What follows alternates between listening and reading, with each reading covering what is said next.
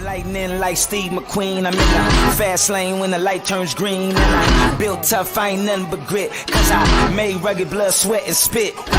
Yeah, like a horse I fly. Better push yourself in for a bumpy ride. I like to play hard, but I work harder. And I weather the storm cause I'm built stronger.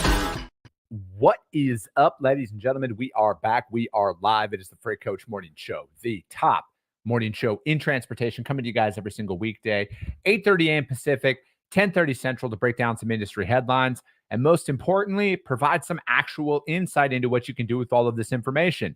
If this is your first time tuning in, welcome. This is the real side of freight, ladies and gentlemen. And I say that before every single show. And what I mean by that is I only speak with transportation professionals because I want to talk to the right individuals who have done what you're looking to do or who are currently doing what you're trying to achieve.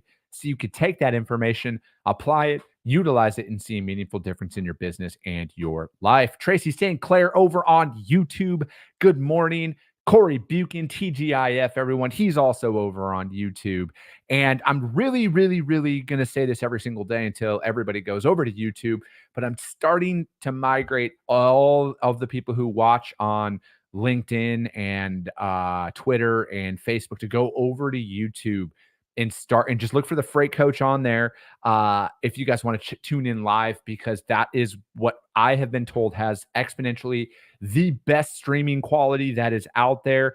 And I'm trying to get everyone over there because LinkedIn is their live feature is just kind of glitchy and everything. And, but yeah, if you hit this up on the audio only replay and you're hearing this for the first time, I do stream this live every single weekday, 8:30 a.m. Pacific, 10:30 Central, because we're just going to continue to do this, you guys. And we got some exciting changes coming up here in the next couple of weeks on the podcast and kind of where we're going to be transitioning our podcast into and kind of we're just making a couple of tweaks out there. I have listened to the masses in the audience, and I think we're gonna have a really exciting format coming up here that a lot of people are definitely going to continue to benefit from. Let's see here. I do have today's Q&A day, by the way. So if you have any sales or operations related questions for the transportation industry, drop them in the chat. I will answer them live on the show here, ladies and gentlemen. We're going to be also, so kind of speaking of that format. So last week, obviously I had Paul Estrada on the show. He is an enterprise shipper, and he answered all of your guys' questions last week. And we're going to be sprinkling in some more consistency on that about having shippers come on the show and answer your guys' stuff live. I'm very fortunate to have a very large shipper audience who tunes into this show. And a couple of them are willing to come on and answer your guys' questions out there. And, again, this is what it's all designed for, you guys, is to, where you don't have to pay for a consultant to come in who's never actually sold freight before or talked to a shipper in that regard and, teach you guys about this stuff. So this is a way for you guys to get out there and really ask some of these questions to these professionals who you guys are reaching out to in every single day. And, to a lot of my driver friends who listen to this show, this is 100% for you guys as well to talk to those shippers, because I see your guys' comments all over social media about how you hate brokers, which I laugh at because, I definitely understand why you do. But, you guys, like one of the most common questions out there is how do I find direct shippers as a carrier? How do I find direct shippers as a carrier? This is your opportunity to come on and ask these shippers what you can do differently out there. But yeah, check all of that out, you guys. They'll be coming on. I'll try and make some of those special announcements to let you know when shippers come on this show so you guys can ask them directly. Because all the feedback that I give everybody is this is just shit that I do inside of my business, because, I have a day job and I actually run a freight brokerage and I actually sell freight every single day. I've already had loads pick up today. And also, furthermore, shout out to my friends over at Greenscreens, you guys. You guys want the most accurate pricing? Like, legitimately, the rate that Greenscreens told me that I was going to pay on a lane that we moved today was $14 off of what I actually paid compared to what they had said in the system. So $14. So that is like very, very, very accurate. So check that out. you guys hit them up. I mean, I use them for all of my freight pricing that's out there. It is very dialed in for real time in the moment decisions out there, you guys. I'm telling you, I use it every single day, and I'm moving a decent amount of freight right now. We can always move more. That's why I'll refer to it as a decent amount, because we can always move more freight. All right. Also, the first question that I got is also kind of in relations to a podcast that I had released this morning as well with Brandon Rothrock. And if you guys haven't checked that one out, do it.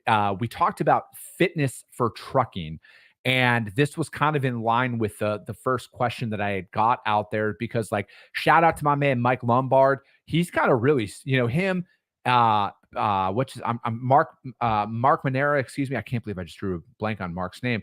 But Mark Manera has been like, he was the one who kind of like really started to do fitness in the trucking industry for drivers in particular. Mike Lombard, he's got a great story. He was on the podcast as well, and he was a driver. And then now he has since switched into fitness as well. And the dude's killing it out there. And he's got a lot of great content out there. But then I also connected with Brandon Rothrock a while ago. He's a longtime listener of the show, and he's got a company out there as well. He's a personal trainer, and he talks and he works with drivers in particular as well. So we broke that down, and so a lot of what we had talked about on there, and a lot of kind of in regards to the question that I had got is like how do I get fit in trucking, and like where do I start? And Brandon's episode really broke a lot of this stuff down, because a lot of information that's out there is, it can be intimidating at times, right? When you're going and you're searching to start, and you got a bunch of bad habits and stuff in your life, where do you start? How do you get going on that stuff? So Brandon kind of laid out a lot of that stuff about, weaning people off of certain things, and really starting to streamline a lot of building up, routines around that. Dylan Turner, good morning over on YouTube. Appreciate you tuning in, man.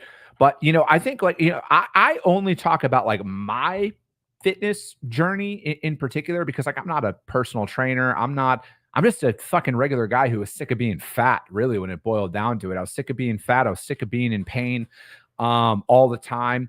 And I just really took control of a lot of that. And like the first and foremost, I think the best thing a lot of people can do to start, and this is just what I did, is I downloaded the MyFitnessPal app, and First Form has a great app out there as well. You guys can download that one. But buying a food scale was the best move that I had made right away, and I just started logging what I ate every single day. I didn't change up much, but I just started weighing stuff out, and I that was where I kind of started with that, because one thing, like there's a saying out there, I think it's like, you can't out train a bad diet.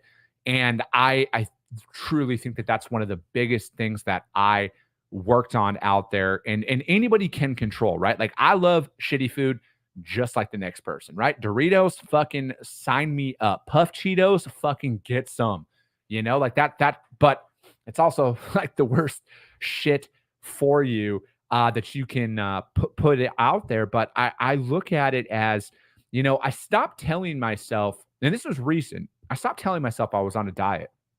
I just tell myself this is just how I eat now. And, that food scale, and then just getting active in some regard, I think is over talked. It's not talked about enough, just like, because there aren't a lot of complicated workouts and stuff like that. Like, I think you just need to get your fucking body moving when you first start. And yeah, you can add on to some of those things as you get more and more comfortable and confident in it. But I think going for walks is not talked about enough on how beneficial it is for your health, especially when you're first just figuring out what to do and how to do it, because not everybody wants to go to the gym. And especially for the drivers out there aren't a lot of gyms out there on the road that a lot of these guys can stop, pull their truck up in, and get a pump in every single day. So what do you do inside of your truck? And I look at it as wherever you're parked at, like there's a big lot in some of these cases, or not a big lot, but you can go for a walk, right? And just start there. Start going for walks and moving around. That, like, I have, just with some health stuff that I have, I don't do like heavy weights or anything like that. I do a lot of high rep, low weight workouts, and then I walk every single night. And I've dropped a significant amount of weight, but most importantly, I've been able to keep a significant amount of weight off. And a lot of my stuff is very, very simple. And it's stuff that you can do and really build a system around. But I think like, the biggest thing is buying a food scale, weigh that stuff out, but just start moving, and don't, not everybody has that, like, and I also think like, what do you want to do long term with this, right? Like for me, I just want to be, I didn't want to be in pain anymore, and I wanted to get healthy. I wanted to be able to move around and not be in pain, and I don't want to be fucking Mr. Olympia, or I don't like. I just want to be in shape. I want to walk around with my shirt off and have a six pack, and that's it. Um, and you might not want that for yourself, but you might want to get your blood work in order and everything else. And that's another thing too. I'm 38 years old. I just got my blood drew for the first time this year to get my levels and my markers checked, and testosterone and all of that stuff too.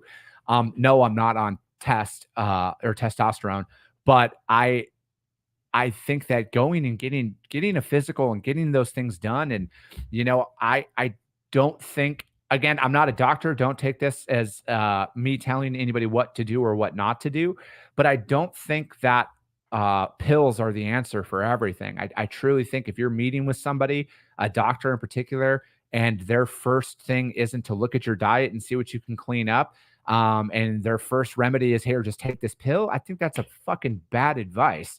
Again, I'm not a doctor, but I'm just a guy who has had health issues, and I'm just a guy who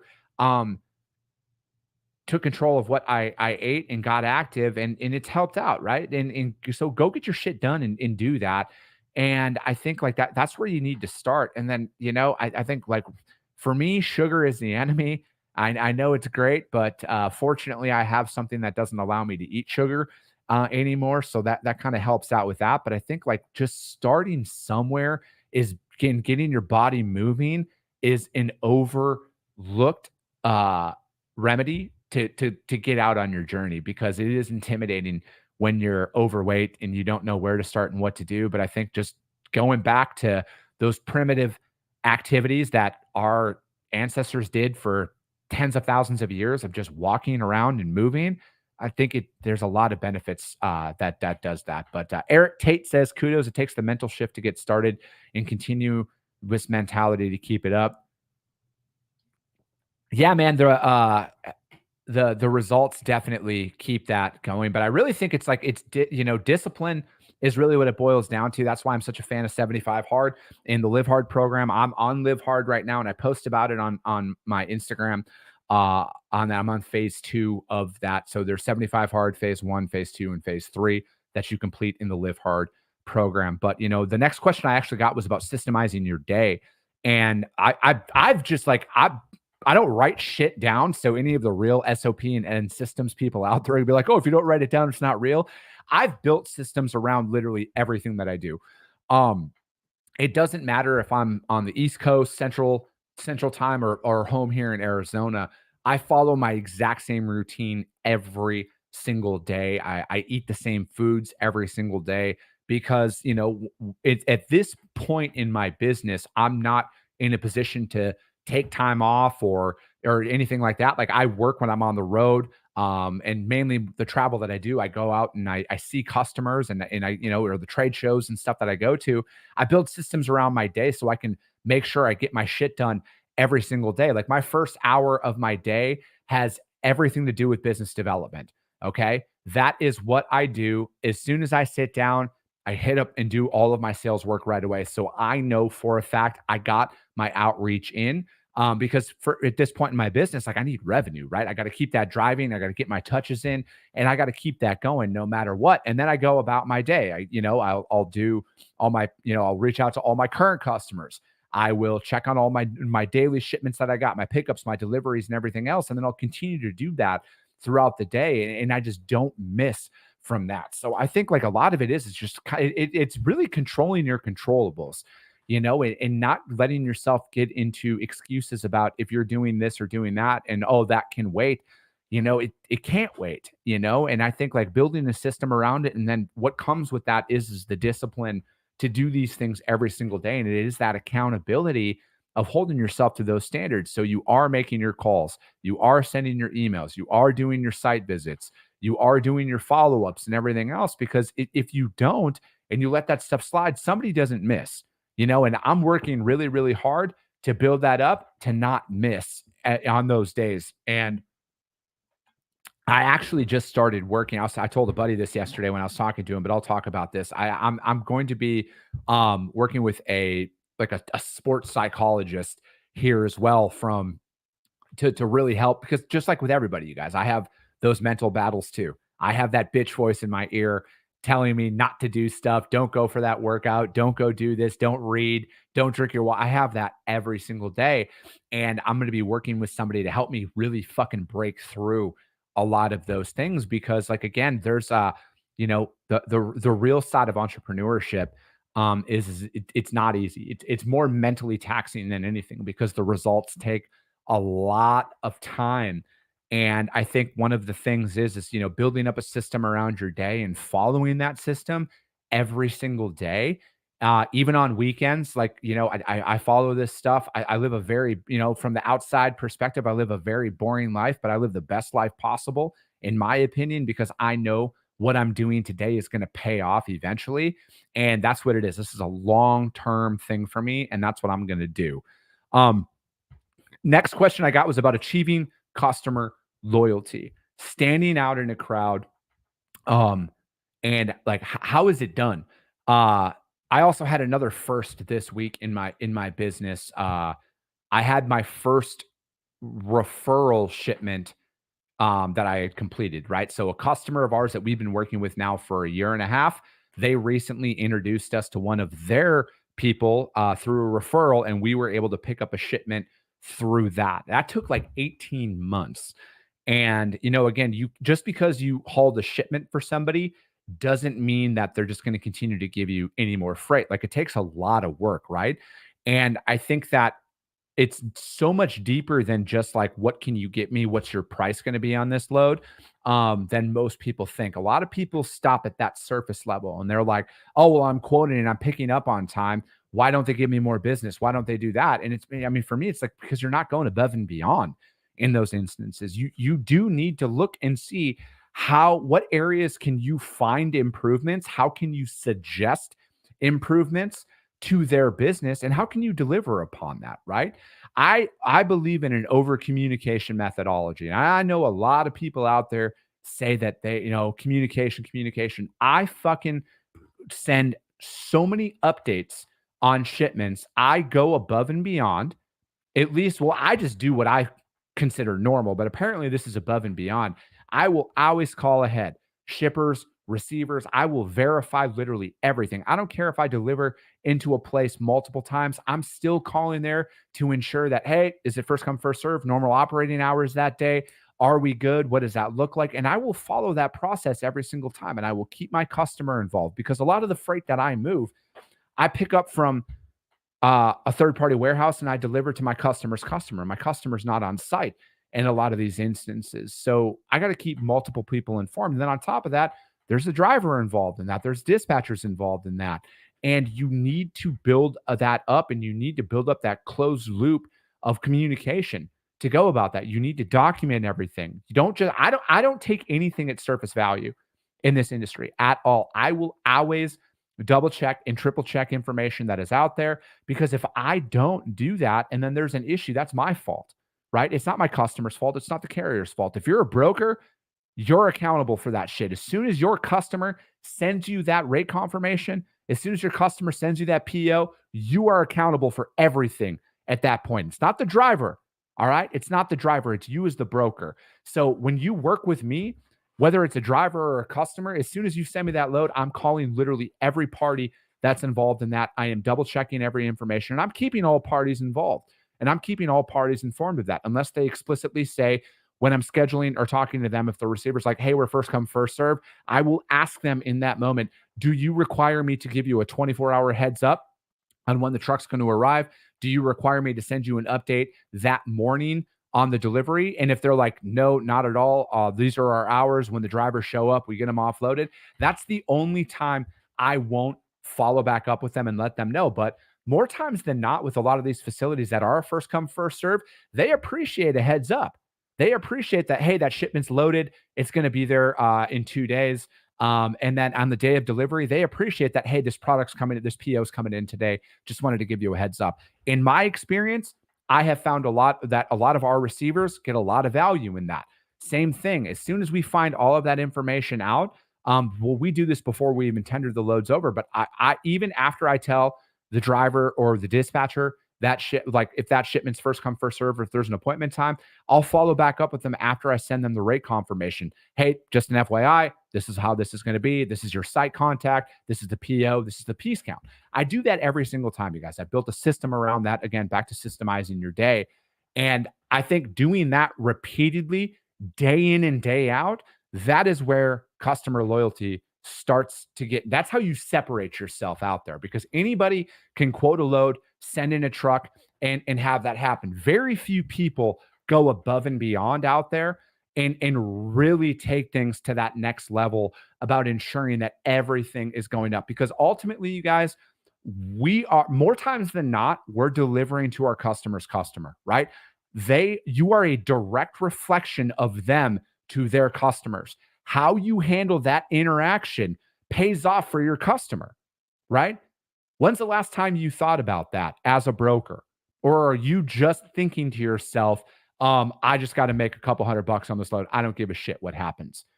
Literally every single time, if you're picking up at a co-packer for your customer, you are a direct reflection of your customer to that co-packer, that shipper. Same thing at the receivers. You need to start thinking about these things a little bit differently and applying that to your business. All right. You want to know how you survive through some of these market shifts?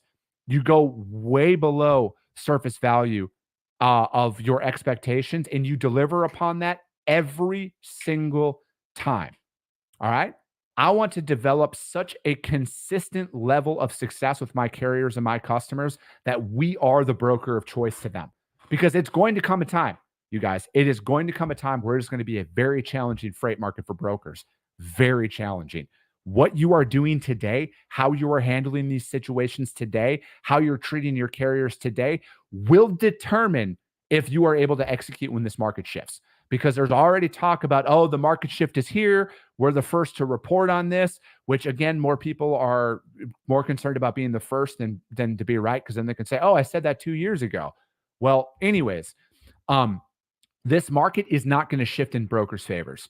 All right. It's not. It's like you are at the beginning stages of a carrier market. All right. You are a long ways away from it being back in the broker's favor. And how you operate today will dictate your success with your customers and your carriers in the next 3, 6, or 12 months as things really start to shake out. So if you're not the most effective one out there, take this as I don't want to call it a warning, but take this as a notice. Maybe you should start changing your ways up a little bit. Maybe you should start taking things a little bit further with your carriers and your customers to add as much value as possible, because it's going to come a time where things are going to start to come to light. Things are going to change, and you're going to have a very challenging time out there. But that's what I would recommend on achieving customer loyalty in the market. But that is going to be it. Oh, I also, just a quick update. I finished reading the Lombardi rules. Vince Lombardi Jr.